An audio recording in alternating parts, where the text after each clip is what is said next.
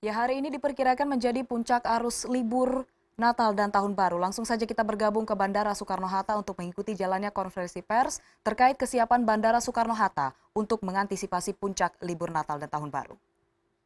Setelah pandemik dari pertengahan Maret kemudian April terjadi pembatasan perjalanan orang, kemudian diberlakukannya larangan mudik dan lain sebagainya sampai dengan hari ini. Jadi 907 pergerakan pesawat adalah angka tertinggi yang terjadi di Bandara Soekarno-Hatta sejak terjadinya pandemi. Jadi memang ini kita patut bersyukur ya. Kenapa? Karena memang Bandara Internasional Soekarno-Hatta ini kan adalah bandara jangkar domestik di Indonesia, sehingga dengan kebutuhan masyarakat untuk terbang dan berpergian menggunakan transportasi udara, backbone-nya adalah di Bandara Soekarno-Hatta.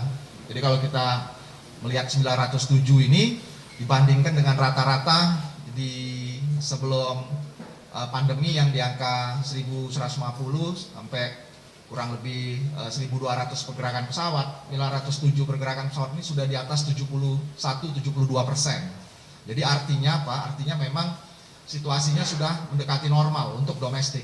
Nah hanya saja memang Bandara Soekarno-Hatta belum terjadi peningkatan untuk penerbangan internasional.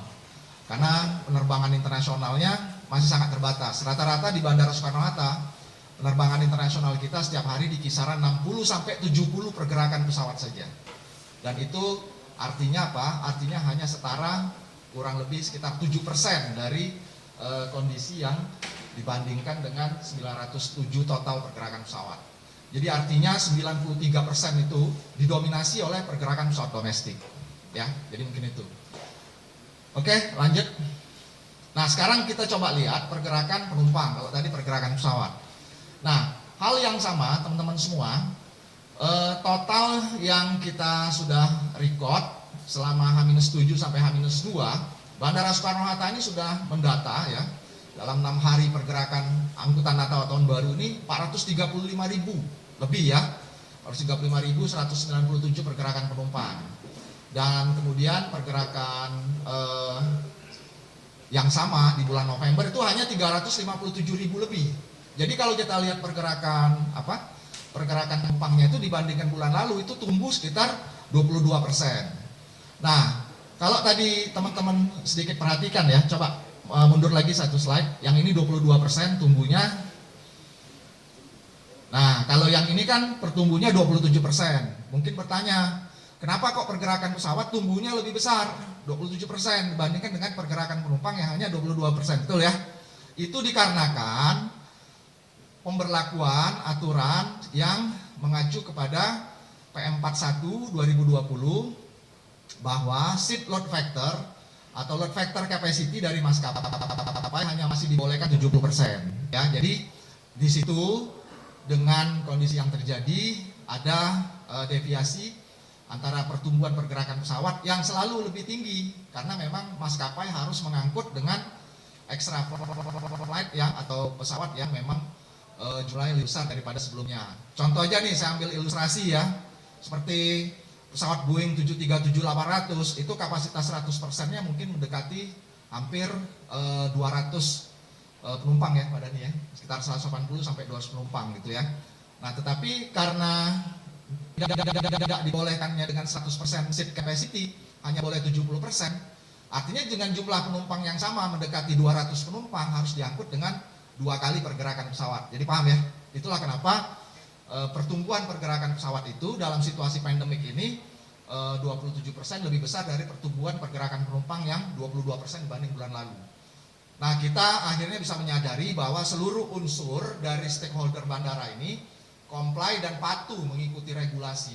Kami pun di bandara dikenakan aturan yang sama. Jadi kalau maskapai itu dengan seat load factor hanya 70%, kami di bandara, di gedung terminal dan di airside capacity-nya hanya dibolehkan dengan PWS ratio. PWS itu adalah penumpang waktu sibuk, rasionya masih terbatas 50%. Tetapi kami berterima kasih kepada regulator karena menjelang angkutan Natal tahun baru ini pemerintah melalui regulator, Direktur Jenderal Perhubungan Udara memberikan keleluasaan kepada kami untuk PWS ratio itu bisa disesuaikan terhadap kebutuhan pada saat terjadi peningkatan arus penumpang seperti contohnya di angkutan Natal dan Tahun Baru ini. Nah, kami memperkirakan saat ini penumpang waktu sibuk di bandara kita rasionya sudah mendekati juga 70%. Jadi kurang lebih seperti itu, sehingga kami bisa dengan fleksibel menyesuaikan kebutuhan, sehingga hal-hal yang menjadi standarisasi dan penerapan protokol kesehatan itu seperti jaga jarak ya, physical distancing, kemudian juga hal-hal yang menghindari kerumunan dan lain sebagainya bisa dilakukan mengikuti syarat dan prosedur tadi. Nah, jadi kembali lagi, maju. Ini pergerakan penumpang dengan data seperti ini. Nah, kami ingin sampaikan teman-teman semua, kemarin itu juga adalah hari yang tertinggi yang pernah terjadi pergerakan penumpang di Soekarno-Hatta. Teman-teman bisa lihat kemarin kita mencatat 84.700, hampir mendekati 85.000 ya. Jadi angka ini adalah angka tertinggi. Yang sebelumnya Soekarno-Hatta pernah juga mendekati 84.000 pada saat tanggal 17 Desember ya. Pada saat itu kita juga surprise karena ternyata masyarakat memanfaatkan waktu sebelum penerapan peraturan baru ya, jadi ada peningkatan 17 Desember waktu itu kan, dan itu juga kurang lebih sekitar mendekati 84.000. Tapi kembali lagi pecah rekor Soekarno-Hatta kemarin atau tadi malam kita record sudah mendekati 85.000. Nah, kalau teman-teman tanya apakah arus puncak itu sudah terjadi kemarin, kami ingin menyampaikan dan kami masih mengawal ketat hari ini ya, kami memperkirakan arus puncak itu terjadi 2 hari kemarin dan hari ini.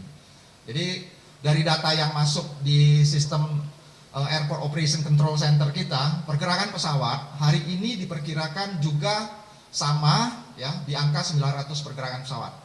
Dan kemudian kami masih memperkirakan pergerakan penumpang karena record reconcile datanya baru nanti jam 24.00 ya. Itu kita memperkirakan pergerakan penumpang hari ini di Bandara Soekarno-Hatta masih di atas 80.000. Jadi mudah-mudahan dalam 2 hari ini baik kemarin maupun hari ini proses arus puncak dari kegiatan angkutan Natal dan Tahun Baru bisa terkawal dan terkendali dengan baik. Oke, next lanjut. Nah, kemudian kalau kita lihat sisanya bagaimana? Bukan sisa, ini total ya. Jadi sebenarnya bisa dikurangin aja nanti. Ini total. Jadi sebenarnya kalau tadi Soekarno-Hatta sendiri ini total 19 bandara. Kurang lebih hampir sama. Malah terjadi perbedaannya atau pertumbuhannya dibanding November lebih besar, 37% ya. Dan totalnya itu dari H-7 sampai H-2 itu kurang lebih 8.901 pergerakan pesawat. Tapi ini total ya, termasuk Soekarno-Hatta. Jadi kalau teman-teman nanti mau melihat di luar Soekarno-Hatta, kebetulan kita nggak buat, saya udah pesan tadi mungkin karena nggak sempat waktunya, nanti kurangin aja dengan Soekarno-Hattanya. Jadi ini 18 bandaranya, 8.900 dikurangi Soekarno-Hatta yang 5.000-an tadi. Kurang lebih bisa hitung sendiri bisa kan. Dan kalau kita lihat juga rekapitulasi pergerakan penumpang, next lanjut. Nah, ini juga sama ya. Pergerakan penumpangnya selalu tumbuhnya lebih kecil daripada pergerakan pesawat. Artinya apa? Di bandara yang lain terjadi kondisi yang sama. Ya, terjadi kondisi yang sama bahwa seat load factor capacity memang menjadi aturan yang diikuti oleh maskapai. Jadi kalau kita lihat H-7 sampai H-2 seluruh bandara sudah mengangkut pergerakan penumpang 735.000 lebih ya, dibandingin Desember yang hanya 585.000 lebih. Nah, hal yang sama ya, jadi pergerakan penumpang kemarin di seluruh bandara kita total itu 144.000. Itu adalah angka tertinggi sejak pandemi, tembus ya. 144.000. Mundur sedikit satu slide. Nah, kemarin juga sama, yang tertinggi total 1.604. Jadi Soekarno-Hatta sendiri 907, berarti ada kurang lebih 700-an pergerakan pesawat di luar Soekarno-Hatta, yang kemudian kalau dijumlahkan sekitar 1.600 pergerakan. Jadi kemarin terjadi arus puncak yang sangat luar biasa, baik di Bandara Soekarno-Hatta maupun di luar Bandara Soekarno-Hatta. Nah, mungkin itu ya yang berkaitan dengan angka-angka, jadi saya rasa bisa melengkapi data dan informasi teman-teman. Bagaimana kita melihat dan menyikapi apa yang sudah terjadi di bandara dan kegiatan operasional kita. Nah, sekarang saya akan menyampaikan isu yang kedua yang berkaitan dengan dibutuhkannya sebuah fasilitas test center ya untuk di bandara, sehingga jaminan-jaminan terhadap pemenuhan atau kebutuhan dokumen perjalanan itu menjadi terpenuhi buat masyarakat yang membutuhkan. Oke, kita balik ke atas tadi, yang pertama.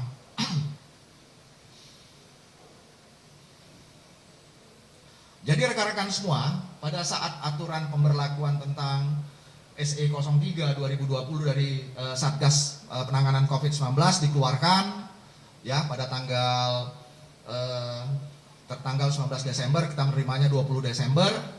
21 Desember kita masih memberlakukan proses transisi ya. Dan kemudian kita mulai merecord data setelah pemberlakuannya secara penuh di 22 Desember dan 23 Desember. Jadi melihat ada 2 hari yang cukup kritikal dan menjadi banyak ya boleh dibilang hal-hal yang diminta pelayanan yang lebih dari apa yang sudah terjadi saat ini. Nah, dalam 2 hari Angkasa Pura II khususnya Bandara Soekarno-Hatta bergerak cepat. Jadi kami pada saat tanggal 22 ya atau 21 sore 21 malam pemberlakuan itu penyiapan besok, kami hanya memiliki 1 fasilitas layanan test center dengan 4 titik, jadi 2 fasilitas. Jadi yang pertama adalah apa yang disebut dengan walk-in customer atau walk-in service, datang ke airport health center kita, dan kemudian kami baru membuka drive-thru itu adalah 1 alternatif di 21 Desember sore. Nah, 22 Desember dan kemudian 23 Desember, kondisinya kita rubah cepat ya. Jadi pemberlakuan sejak 22 Desember, hari itu kita sudah memberlakukan dengan 3 kategori layanan untuk yang menjadi kebutuhan masyarakat untuk tes COVID. Jadi yang pertama dengan melalui mekanisme walk-in service, yang kedua melalui mekanisme drive-thru service yang menggunakan mobil, dan yang ketiga menggunakan pre-order service. Nah, pre-order ini adalah prapesan ya, dan itu bisa dilakukan dengan menggunakan sistem digital kita. Dan ternyata sampai dengan tadi malam, ternyata pilihan yang menjadi opsi masyarakat yang terbaik adalah berpindah ke pre-order. Ya, kenapa? Karena menggunakan sistem digital, Anda tinggal masuk ke aplikasi travelation.co.id, angkasapura2.co.id, dan kemudian bisa melakukan prapesan di situ.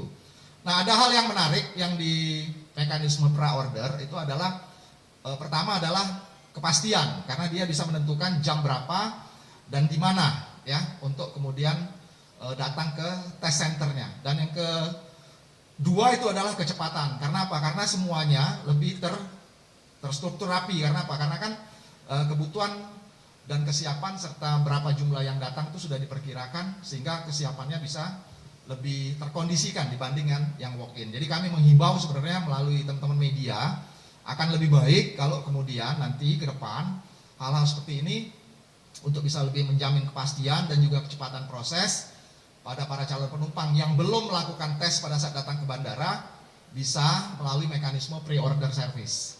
Ya, nah nanti saya akan sampaikan datanya kurang lebih seperti apa. Jadi ini ya, ini 3 kategori kita. Dan syukur alhamdulillah sampai tadi malam kita sudah memiliki 8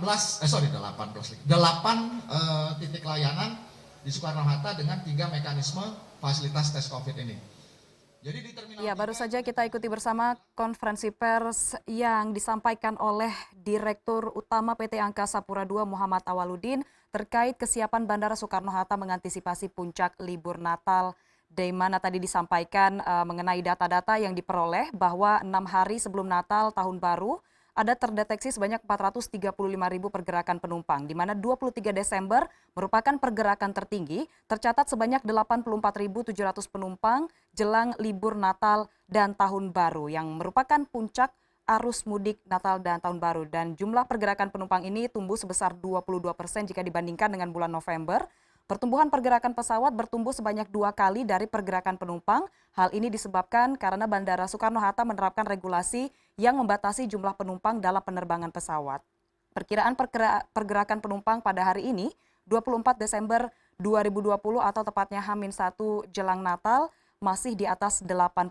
Selain itu juga disampaikan oleh Muhammad Awaludin terkait test center, di mana dalam 2 hari Bandara Soekarno-Hatta bergerak cepat. Pada tanggal 21 Desember, Bandara Soekarno-Hatta ini hanya memiliki 1 layanan walk-in, lalu kemudian dibuatkan test center drive-thru, lalu pada tanggal 22 Desember ini dibuat sistem pre-order service, Ini artinya memungkinkan bagi para penumpang atau calon penumpang pesawat untuk melakukan layanan pre-order, memesan cek kesehatan berupa rapid test antigen di Bandara Soekarno-Hatta. Dan inilah bentuk kesiapan atau antisipasi yang disiapkan oleh Bandara Soekarno-Hatta terkait lonjakan penumpang di hari raya libur Natal dan juga Tahun Baru di tahun 2020 ini.